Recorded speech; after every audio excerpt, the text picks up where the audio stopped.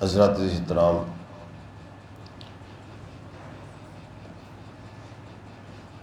اسلامی تاریخ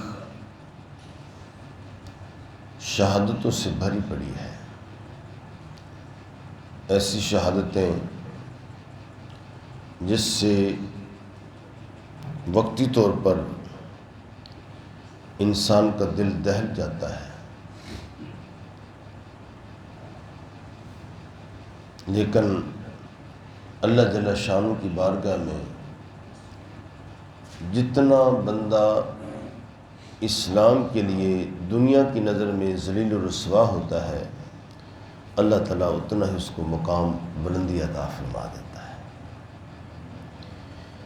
پیغمبر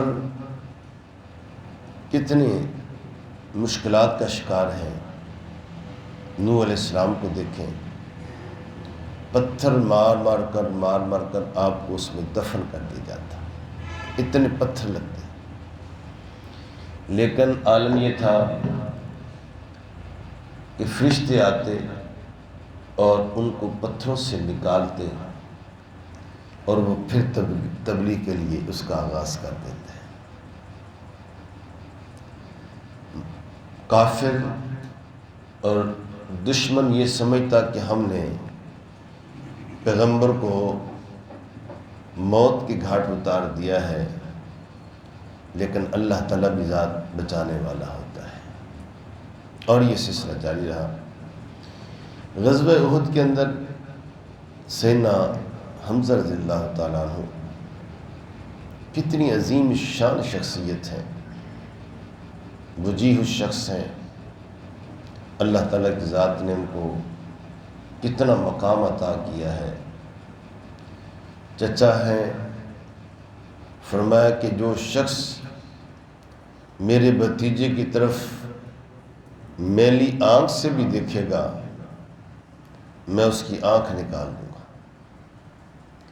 اس لیے مکہ مکرمہ کتنی مشکل حالات تھے، لیکن کسی کو جرأت نہ ہو سکی کہ آقا علیہ السلام پر وہ حملہ کرتا تلوار کے ذریعے سے۔ غزوہ احد ہے، بدر کے اندر آپ نے پتہ نہیں کتنے مشرکین مکہ کو واصل جہنم کیا۔ غزوہ احد کے اندر جو واقعات آتے ہیں، ان واقعات کے اندر ہم دیکھتے ہیں کہ سیدنا حمزہ رضی اللہ تعالیٰ عنہ کی شہادت وحشی کے ذریعے سے، جس نے آپ کو قتل کیا، وہ خود بیان کرتا ہے کہ میں نے جبیر بن مطعم، ان کے چچا فوت ہو گئے، مر گئے تھے بدر کے اندر، میں ان کا غلام تھا، وحشی میں حبشی نسل تھا، حبشی تھے کالے، لیکن میرے پاس ایک حرابہ تیر مارنے کا، نیزہ پھینکنے کا بڑا ماہر تھا میں۔ جبیر بن مطعم نے، ظاہر ہے کہ وہ بھی بڑے، جو بعد میں صحابی ہو گئے، بہت بڑے جید صحابی تھے، لیکن اسلام سے پہلے آپ دیکھتے ہیں کہ بڑی مشکلات تھی ان سے۔ انہوں نے اپنے چچا کے لیے کہا کہ میرے چچا کا بدلہ لینے کے لیے، کیونکہ بدر کے اندر میرے چچا کو حضرت حمزہ نے قتل کیا تھا، اگر تو حمزہ کو قتل کر دے میں تمہیں آزاد کر دوں گا۔ غلام تھا، مجھے اس سے بڑی اور کوئی سروکار نہیں تھا۔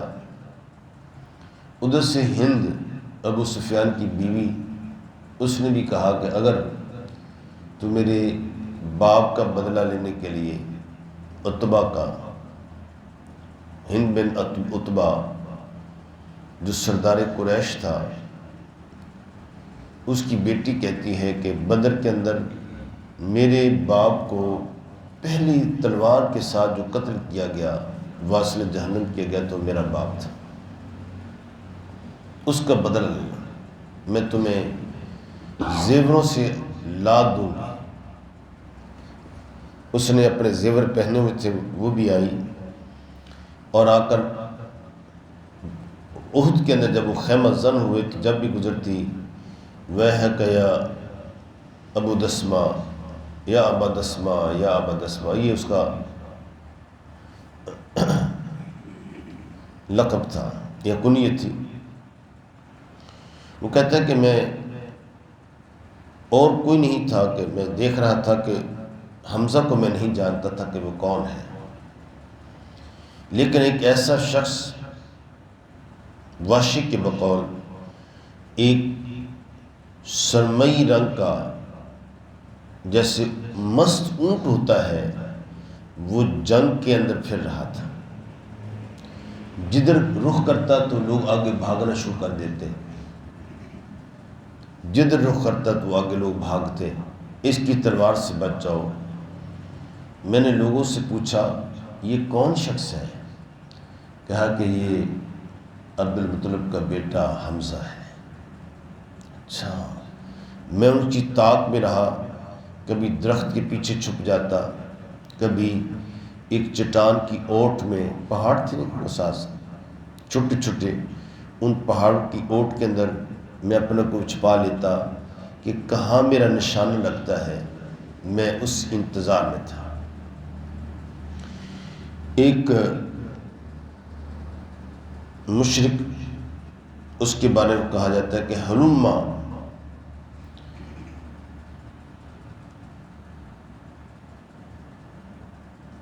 یعنی اس کو کہا کہ اے ختنہ کرنے والی عورت کے بیٹے، اے عورتوں کی ختنہ کرنے والی عورت کے بیٹے، ہلما آ، میرے مد مقابل میں آ، تو اللہ اور میرے رسول سے دشمنی رکھتا ہے۔ وہ جب آیا مقابلے کے اندر تو آپ نے ایک ہی تلوار کے وار کے ذریعے سے اس کا سر قلم کر دیا اور اس کی زرہ کو اتارنے کے لیے آپ جھکے۔ وحشی کہتا ہے کہ میں طاق لگا کر بیٹھا ہوا تھا چھپ کے ادھر کہ کیسے اب یہ میں اس پر حملہ کروں۔ وہ جیسے ان کی زرہ کو اتارنے لگے تو وہ تھوڑا سا پھسل کر گر گئے، جس سے آپ کا پیٹ ننگا ہو گیا، یعنی جو آپ نے زرہ پہنی تھی اس کے پیٹ ننگا ہو گیا۔ اور میں ڈر بھی رہا تھا کہیں مجھے دیکھ نہ لیں۔ میں نے بڑی طاق کر اپنا نیزہ جو ہے پھالا جو تھا وہ ایسے لگایا اور آپ کے پیٹ کے اوپر لگا اور وہ آر پار ہو جاتا ہے۔ ظاہر ہے کہ پیٹ پھٹ گیا تھا۔ آپ اٹھے میری طرف حملہ کرنے کے لیے، لیکن وار اتنا سخت تھا کہ آپ جانبر نہ ہو سکے، آپ فوراً لیٹ جاتے ہیں۔ میں نے فوراً اس کا پیٹ جو پھٹا ہوا تھا پہلے ہی، اس کے پیٹ کو اور پھاڑا اور اس کا کلیجہ لے کر دور خیمے کے اندر گیا اور ہندا کو کہا کہ یہ ہے میرا انعام، مجھے میرا انعام دیجیے۔ اس نے کہا کون؟ کہتے کہ یہ محمد صلی اللہ علیہ وسلم کے چچا حمزہ جس نے آپ کے باپ کو بدر کے اندر قتل کیا تھا، میں نے آج اس کا کام تمام کر دیا ہے۔ اس نے اس کلیجوں کو منہ میں ڈالا، چبانے کی کوشش کی، نگلنا چاہا، اپنے ہوس، اپنی انتقام کی ہوس کو بجھانا چاہا، لیکن وہ نگل نہ سکی۔ کہا مجھے ساتھ لے کر چلو۔ اور بھی وہاں پہ مقتولین شہداء پڑے ہوئے تھے، ان کے کانوں کو کاٹا، ان کے 3-4 صحابہ کرام کے کانوں کو کاٹا، ہاتھوں کو کاٹا، اور وہاں پہ اپنے خیمے میں جا کر ہار پرویا، اس کا ہار پرویا۔ ہار پرونے کے بعد اس کو پورے مجمع کے اندر، دیکھو ہم نے بدر کا مقابلہ، بدر کا بدلہ لے لیا ہے، آج میرے دل کو سکون ہو گیا ہے۔ اور اس طرح اپنے جوش انتقام کے اندر وہ ایسے اس نے فوراً جتنا زیور تھا اپنا، ہند ابو سفیان کی بیوی ہند بنت عتبہ نے اپنا سارا زیور اٹھا کر کہا کہ یہ لے لو، تم مکہ مکرمہ میں پہنچو گے، میں تمہیں 10 دینار، 10 اشرفیاں، 10 تولے سونا اور دوں گی۔ یہ انداز تھا حضور صلی اللہ علیہ وآلہ وسلم۔ جب جنگ ختم ہو جاتی ہے تو شہداء کی تدفین کا سلسلہ آتا ہے۔ شہداء کی تدفین کے اندر آپ نے جب اپنے چچا کی کیفیت کو دیکھا، ہاتھ کٹے ہوئے ہیں، جسم کے اندر آنتڑیاں باہر ہیں، تو آپ کی آنکھوں سے آنسو جاری ہو جاتے ہیں کہ دشمن کے مقابلے کے اندر مکہ میں تھا تو یہ میرا چچا میری پشت پہ کھڑا ہوتا تھا، کوئی جنگ ہوتی تھی اس سے پہلے تقریباً 5 جنگیں ہو چکی تھی۔ اس احد بدر سے پہلے 3 جنگیں، غزوہ بوات، غزوہ مران، اور اس طرح 2-3 سریہ۔ اس کے اندر بھی آپ صلی اللہ علیہ وسلم نے اپنے چچا کی قیادت کے اندر جنگی مہم میں بھیجی تھی کہ جاؤ چچا مل کر آؤ، لڑ کے آؤ۔ کسی کی جرت نہ ہو سکی تھی کہ مقابلہ کرتا۔ لوگوں نے کہا کہ یہ ایسا شیر ہے جب دھاڑتا ہے تو جس طرف جاتا ہے تو ان کے کشتوں کی پشت اٹھ کر رکھ دیتا ہے۔ یہ سیدنا حمزہ رضی اللہ تعالیٰ عنہ کا مقام، انہوں کا مقام تھا۔ نبی اکرم صلی اللہ علیہ وسلم نے صحابہ کرام کے اندر، اور اس طرح عبداللہ بن جہش، اللہ اکبر، انہوں نے دعا مانگی۔ عبداللہ سعد بن ابی وقاص کہتے ہیں کہ ہم نے دعا مانگی، اور عبداللہ بن جہش جو آپ کے بھانجے تھے، آپ کے بھانجے عبداللہ بن جہش، وہ دعا مانگتے ہیں۔ کیسی دعا مانگتے ہیں؟ اللہ، میں اس جنگ میں جا رہا ہوں، جنگ میں مد مقابل میرے کوئی شخص ہو، جنگجو ہو، میں اس کا مقابلہ کروں، اور مقابلہ کرتے کرتے میں شہید ہو جاؤں، اور وہ شہید ہونے کے بعد میرے جسم کے اندر میرے ہاتھ کو کاٹے، میرے ناک کو، میرے جسم کے ٹکڑے ٹکڑے کر دے، اور میں اس عالم کے اندر اے اللہ تیری بارگاہ میں پیش ہوں تو میرا رب تجھ سے پوچھے کہ اے میرے بندے، تجھے کس کی سزا دی گئی ہے کہ تیرے ہاتھ کٹے ہوئے ہیں، تیرا جسم کٹا ہوا ہے، ناک کٹے ہوئے ہیں، کان کٹے ہوئے ہیں، تمہیں کس چیز کی سزا دی گئی ہے؟ تو میں کہوں کہ اے اللہ، تیری اور تیرے نبی کی دین کی حفاظت کرتے ہوئے میں جان دے دی تھی۔ اللہ تعالیٰ فرمائے گا کہ پھر میں ایسے لوگوں کے لیے بغیر حساب و کتاب کی جنت عطا فرما دوں گا۔ یہ ہے ان کا، تو ان کا بھی ایسے ہوا۔ آقا علیہ السلام صبر و استقامت دیکھو، اتنا شہداء پڑے ہوئے ہیں 70 کے قریب، ہر صحابی کی کسی کی بازو زخمی ہے، کسی کی ٹانگ زخمی ہے، کسی کا سر زخمی ہے، خود آقا علیہ السلام زخمی ہیں۔ ادھر سے سیدہ فاطمہ سلام اللہ علیہا نے ایک ریشمی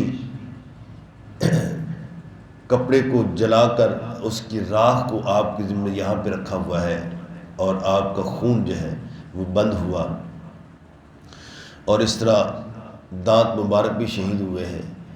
اس کے باوجود آپ نے صحابہ کرام کو صبر و استقامت دی کہ کوئی بات نہیں، یہ ہم سے سبقت لے گئے ہیں، اور ان کا مقام جنت کے اندر پتہ نہیں کس حالت میں ہوگا، یہ ہم سے بہتر زندگی میں چلے گئے ہیں یہ صاحب۔ یہ نہ گھبراؤ کہ حنظلہ رضی اللہ تعالیٰ جس کو غسیل الملائکہ کہتے ہیں، وہ صحابی عین رات کے وقت شادی ہوئی ہے، سفر سے واپس آئے ہوئے ہیں، کتنی محبت ہے ان کو، فوراً اپنی بیوی کے ساتھ قربت کی، نہائے بھی نہیں، کہتا یہ قافلہ جا رہا ہے، میں بھی اس میں شامل ہونا چاہتا ہوں، وہاں پہ جا کے نہا لوں گا، کوئی موقع ملے گا۔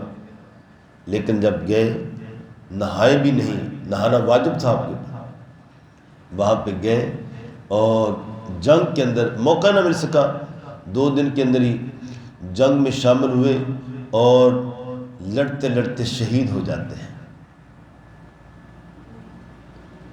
حضرت حمزہ رضی اللہ تعالیٰ عنہ فرمایا کہ ان کی لاش کو دیکھا گیا، کون ہے؟ ایک صحابی دیکھ کر فرمایا کہ وہ بھی حنظلہ وہ بھی وہاں پہ پڑے ہوئے ہیں۔ اب اکٹھا کیا گیا، ان کی تدفین کرنی تھی، قبریں کٹھی گئیں اور اس کے ساتھ ان کا جنازہ پڑھنا تھا۔ جب ان کو لایا نہ ملے تو چند لمحوں کے بعد وہ تر و تازہ نہائے غسل کیا ہوا اور جسم کے اوپر قطرے ہیں، وہ آگے کہ یا رسول اللہ، ہم پہلے تو ان کو ویسے چھوڑ کر آئے تھے، اب وہ گم ہو گئے تھے، مفقود تھے، اور اب واپس آ چکے ہیں، لیکن وہ ایسے لگ رہا ہے جیسے ابھی نہا کر آئے ہیں۔ تو آقا علیہ السلام نے فرمایا ان پہ نہانا واجب تھا، فرشتے ان کو آب زمزم سے نہلا کر یہاں کے لے کر آئے ہیں، اس لیے ان کو کہا جاتا ہے غسیل الملائکہ۔ یہ وہ صحابی ہے جس کو ملائکہ نے غسل دیا تھا۔ سیدنا حمزہ رضی اللہ تعالیٰ عنہ، آقا علیہ السلام نے ہر صحابی کی ایک مرتبہ نماز جنازہ ادا کی۔ کیا چاہتے تو آپ ایک ہی مرتبہ سب کو اکٹھا کر دیتے اور جنازہ پڑھ دیتے، فرمایا کہ ایک صحابی کی علیحدہ جنازہ پڑھائی اور ہر جنازے کے ساتھ اپنے چچا حمزہ رضی اللہ تعالیٰ عنہ کو شامل رکھا، گویا کہ 70 مرتبہ آپ کی نماز جنازہ پڑھی گئی، اور فرمایا کہ میرا چچا سید الشہداء ہے۔ پیارے آقا علیہ السلام کی زبان اقدس سے کسی صحابی کے لیے اگر جو شہیدوں کا سردار اگر کوئی شہید ہے تو امر رسول سیدنا حمزہ رضی اللہ تعالیٰ عنہ کی ذات ہے علیہ الصلوۃ والتسلیم۔ اور جب گھر میں واپس آئے دفنانے کے بعد، تو عرب کے ہاں ابھی اصول یہ تھا کہ ابھی رونا جو تھا اس کے اوپر منع نہیں کیا گیا تھا، وہ عرب اپنے انداز کے ساتھ روتے تھے۔